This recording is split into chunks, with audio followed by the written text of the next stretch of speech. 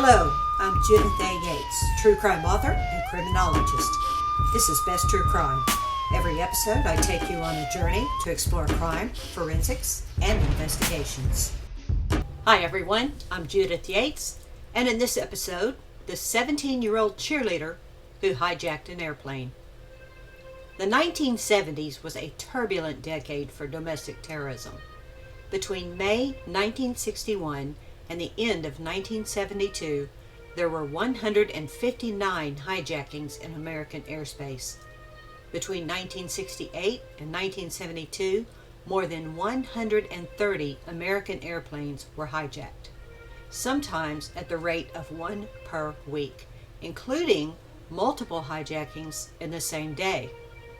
By the mid-1970s, at least 150 airplanes had been skyjacked in the United States.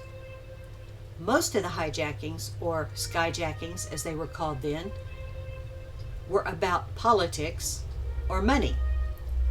When a 17-year-old cheerleader hijacked a TWA DC-9 jet airplane on December 21st, 1978, it wasn't about money and it wasn't about politics. This story is strange, sad, and almost unbelievable. And it all began with a motorcycle wreck, a true crime book, and a very charming convict. Born in 1935, 42-year-old Barbara Oswald hit the streets as a child as a former runaway from a children's home. Then she became a prostitute on a street. Next, a one-time waitress, and then she signed up for the U.S. Army in an attempt to go straight.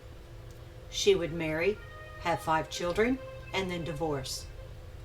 The Army would not allow a single mother of 5 to sign up, so she transferred custody of her children to relatives. After basic training, she was trained to work in air traffic control. This would be a strange sort of foreshadowing. Now Barbara and her family lived in St. Louis, Missouri. Barbara, now the single divorced mom of 5 kids, had 3 daughters, including a petite blonde named Robin. "I had a love-hate relationship with my mother," Robin would later admit. "Mom was intelligent, strong-minded, and sometimes very abusive." Robin was working hard to be a co-captain of the cheerleaders at her high school. She had a trophy to prove it when she was elected most improved on the squad. She took cheering very seriously, known to shout in anger at anyone who made a mistake on the squad. Cheering was the most important thing to Robin's life. Her friends would say she was tough, outspoken, and quick-tempered, but she also had a soft-spoken voice and she could be very nice. A school counselor would later say Robin was not an average high school student, but never elaborated. Robin was a streetwise kid, but underneath she had that sweet, soft side. She had already had a very tough life, enough for any teenager to tolerate and still keep going. She was slender at 5'8", and she wore her hair short with tight curls. She made average grades and had several good friends. It seems people were always coming in and out of Robin's house. Robin would brag about drug use, but no one had ever seen her use anything stronger than cigarettes. A 1975 motorcycle wreck placed Barbara Oswald on disability for the military, so she enrolled in college, taking a class in criminal justice. She was doing some required reading for a class. The book was called The Fox is Crazy Too. It was the story of Garrett Brock Trapnell. Born January 31st, 1938, Garrett Trapnell was a career criminal guilty of forgery, fraud, prison escape, theft, grand theft auto, robbery, skyjacking. From the age of 15, Trapnell had used the revolving door of jailhouses and prisons with dexterity. In 1972, Trapnell attempted to extort $36,000 from TWA Airlines by hijacking an airplane over Michigan. For this crime, he was now serving life in Marion Prison. USP Marion was built and opened in 1963 to hold 500 of the most dangerous federal inmates from the maximum security federal prison on Alcatraz Island in San Francisco, which closed that same year. The goal was a safe and orderly environment focusing on rehabilitation and not the high-profile abuses that were quite known at Alcatraz. By 1973, the control unit cells were implemented where inmates were assigned to the control unit, and they would spend 23 to 24 hours a day in one-man cells that limited or even eliminated the inmates' contact with other people. These cells were for inmates who could not be trusted. They were deemed a danger to other people. Barbara just became intrigued with Trapnell, and she saw him as more of an adventurer and a free spirit than a dangerous criminal or convicted felon. She would lie about pretending to be a friend and was able to get listed on this convict's visitation list.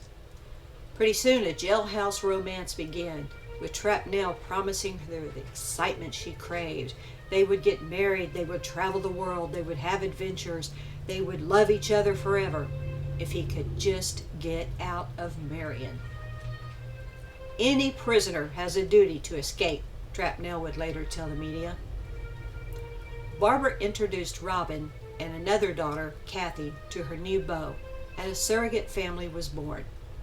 The two girls were soon convinced Trapnell was an innocent, fun-loving guy railroaded into prison by mean, evil authorities. But behind the family photos and the laughter and the fun, with Trapnell in his prison tan uniform, a plan was being formed without the daughter's knowledge. Barbara and Trapnell's plan involved getting Trapnell out of Marion and then head south, Mexico maybe, or even South America, without the kids. The girls are old enough to take care of themselves, Barbara said of her high school-aged daughters. Two of Trapnell's buddies would be with him, he told Barbara, but eventually it would be just him and her, together forever, living the good life. Adventures, intrigue, excitement. Just get him out of Marion. The plan began to take shape without the knowledge of the family. Barbara got ready.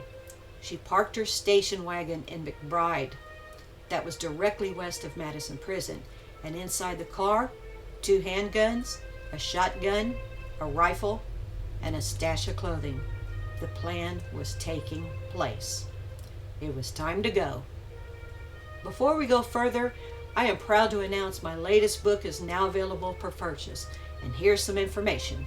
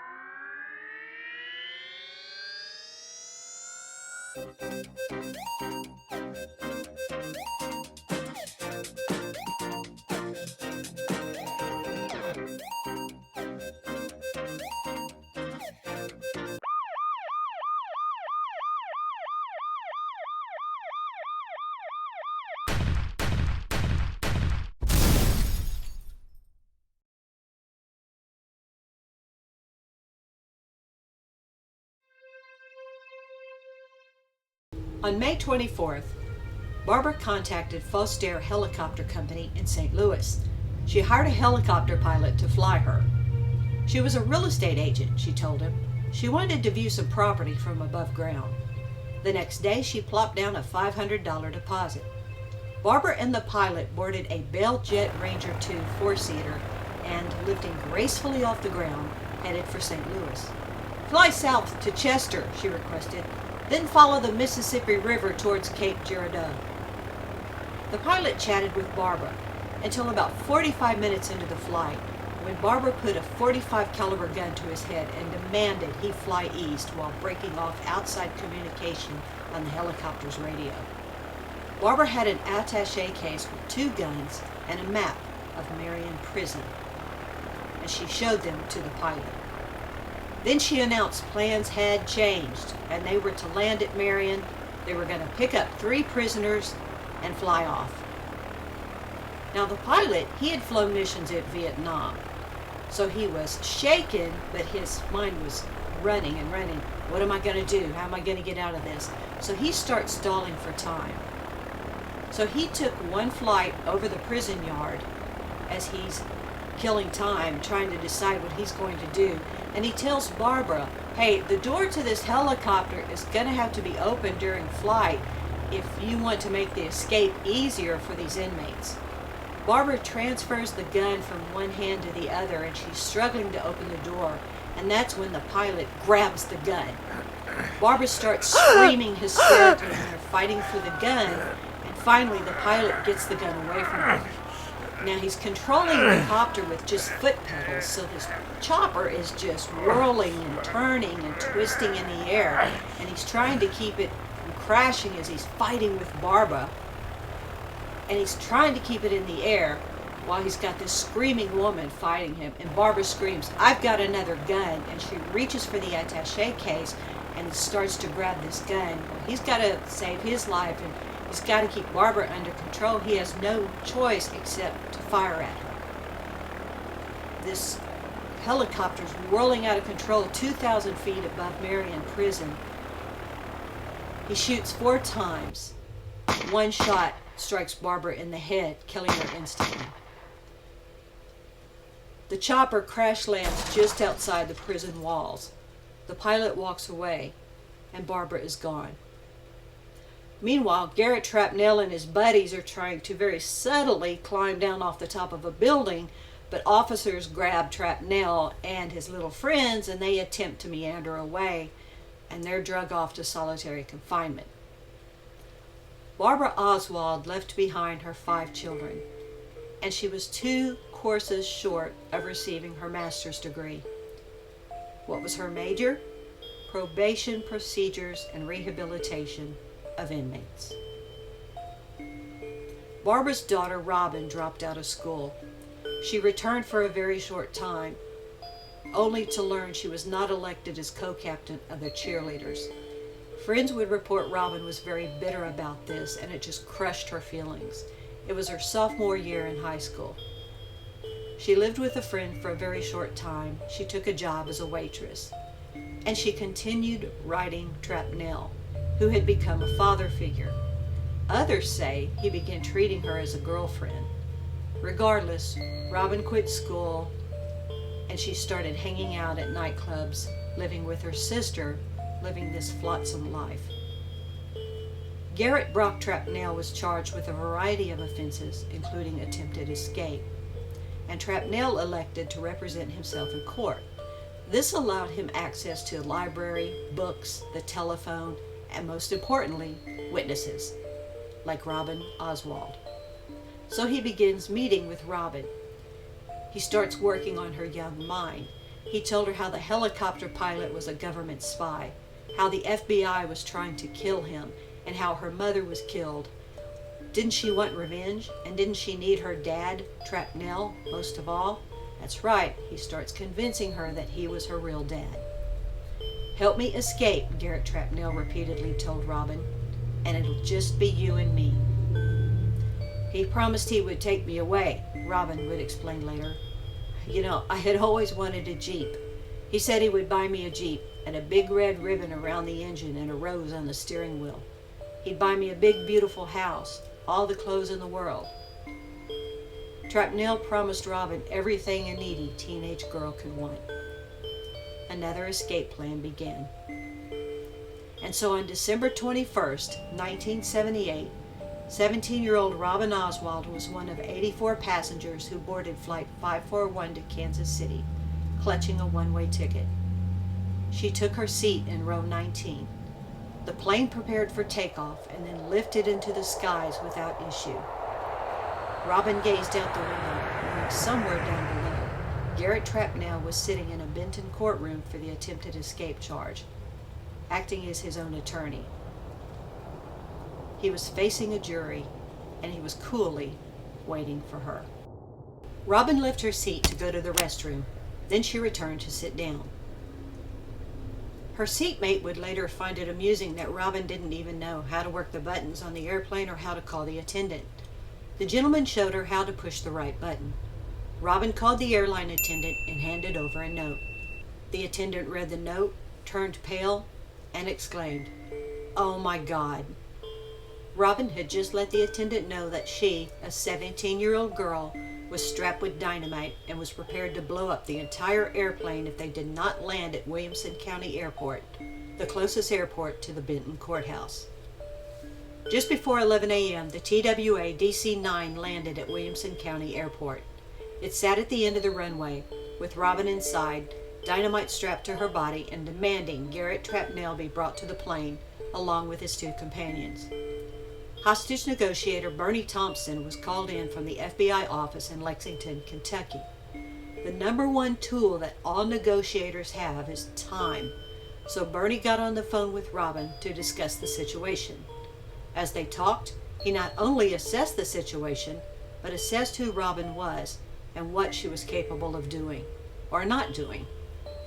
15 miles south of the hijacked plane, Garrett Trapnell was sitting in a Benton courtroom. The judge learned of the hostage situation. Judge Harold Baker promptly sequestered jurors and proceedings were temporarily halted. Robin allowed some of the passengers, mostly children and the elderly, to leave. Some of the passengers escaped on their own. She allowed food to be brought on board. One of the food service workers was an undercover FBI agent who reported back to negotiator Bernie Thompson. He said Robin did have what looked like dynamite strapped to her body, and he wasn't sure, but it looked like she meant business. Some hostages felt empathy for the young girl. She just seemed so lost and frail. But she was also seen as someone completely in charge of the situation, unafraid and cool-headed. 10 hours after the plane took off, the siege ended. Robin surrendered peacefully to authorities, without Garrett Trapnell and without his two friends being brought to the airplane. When bomb technicians removed the dynamite from her body, they realized they were holding simple road flares wired to a doorbell-type device. They would have never exploded. They would have just burned her. Robin was taken to a juvenile section of St. Clair County Jail. She was described there as a calm, cool, collected young lady. And she did ask, if the situation made the newspapers, could she please get a copy and read about it?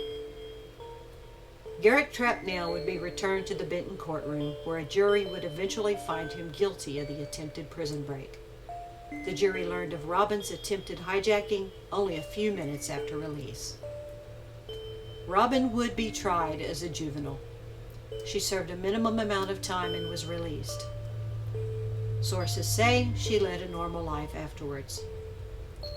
Garrett Brock Trapnell died in Marion Prison on September 7, 1993. A lifelong smoker, he died of emphysema. And this is the true story of how a 17-year-old blue-eyed, blonde-haired cheerleader hijacked a TWA DC-9 airplane. She held 83 passengers and the crew hostage while keeping the FBI and numerous law enforcement teams at bay for 10 hours. She followed her mother's hijacking footsteps, but thankfully lived to tell the story. If you suspect a jail or prison inmate of attempting to involve an individual outside of the institution in illegal activities, you can and should report it. Call the institution where the inmate is located. You can remain anonymous. It could save someone's life.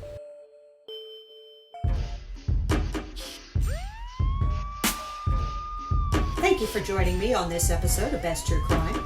I'm Judith A. Yates, and I hope you subscribe. Be sure to visit truecrimebook.net and be safe out there.